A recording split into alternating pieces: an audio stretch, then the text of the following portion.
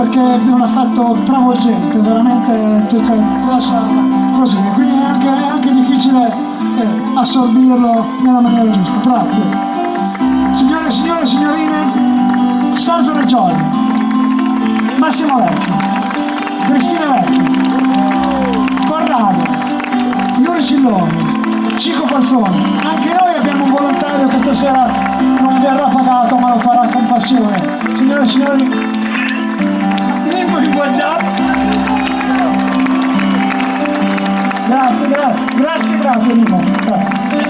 Il signor Beppe Carletti, Augusto D'Olio e Dante Bagaffi, e voi tutti ragazzi, alla prossima, andate piano. Grazie.